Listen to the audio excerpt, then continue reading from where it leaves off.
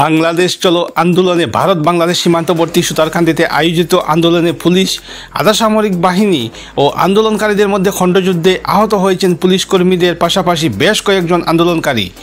আহত প্রতিবাদকারীদের জেলা সিভিল হাসপাতালে ভর্তি করানো হয়েছে। বাংলাদেশের ইসকনের ধর্মগুরু চিন্ময় কৃষ্ণ দাস ব্রহ্মচারীর গ্রেফতারের পর থেকেই সনাতনীদের বিক্ষোভে উত্তাল আসামের বরাক উপত্যকা। এতে প্রতিবাদী কার্যসূচি অংশ হিসেবে সনাতনী ঐক্যমঞ্চের ডাকে বিভিন্ন হিন্দুত্ববাদী সংগঠনের ডাকে কয়েক হাজার কর্মকর্তা দলবদ্ধভাবে শ্রীভূমি জেলায় ভারত বাংলাদেশ সীমান্তবর্তী সুতারকান্দিতে ব্যারিকেড ভেঙে প্রবেশ করার চেষ্টা চালায় প্রতিবাদকারীরা। এতে পুলিশ এবং প্রতিবাদকারীদের মধ্যে খণ্ডযুদ্ধ সৃষ্টি হয়। এতে আহত হয়েছেন পুলিশ কর্মীদের পাশাপাশি বেশ কয়েকজন আন্দোলনকারী। জানা গেছে শিলচরের একজন রঞ্জু দাস নামের আন্দোলনকারীর পা ভেঙে যায়। বর্তমানে জেলা সিভিল হাসপাতালে চিকিৎসাধীন রয়েছেন এবং একজন আন্দোলনকারী মহিলা আঘাতপ্রাপ্ত হয়েছেন। News desk report, Barak plus news.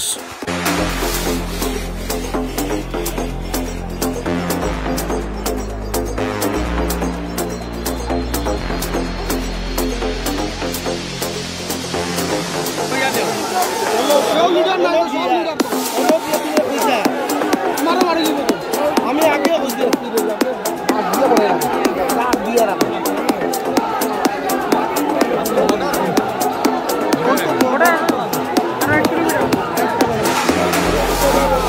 মানুষ গাড়ি উল্টাই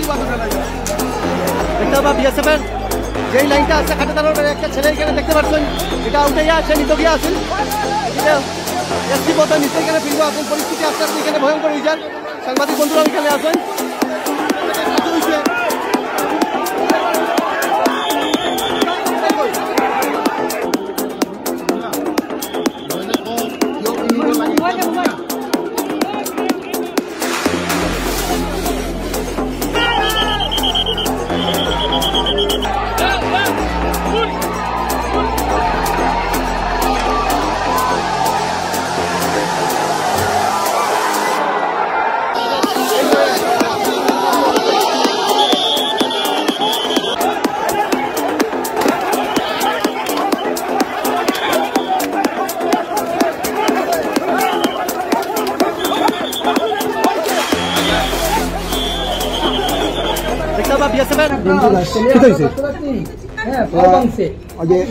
একজন স্যার আসলো, কথাবার্তা হইয়া তখন একজন পিএসও পুলিশ আসলো, কি করে ব্যারিকেড উঠাইয়া আমার উপরে ঢালি দিচ্ছে।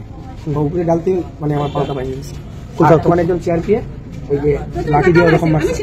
আচ্ছা, প্রথমে মানে ও ছিল আমার কিনারও ছিল, প্রথমে তো ওকে ধাক্কা মেরে ফেলছে। শিলচরের হইছে তো তোমার ফটোটা বুঝতে পারলি না, গোপাল রায় ছিল নি গোপাল রায় মানে বাইরেই সে এর মধ্যে দুইটা বাড়ি মারছে, একটা মধ্যে এই সাইডে মারছে, একটা বাইরে। আমি তখন প্রেজেন্ট, তখন আমার আঙ্গুলটা গেছে, আঙ্গুল কি হইছে, আঙ্গুল ফাটি গেছে, গোপালের মাথায় আঙ্গুলটা ফাটি গেছে। তারপরে মানে তখন চিকাদিও ছিল, সমাজ ছিল, আমাদের এই যে আরেক কমিশনার ও ছিল, সবাই আমরা প্রেজেন্ট। তারপরে তো ওরা সব ধরাধরি করে আমরা অ্যাম্বুলেন্সে তুলছি। আপনার বাসা কোন জায়গা?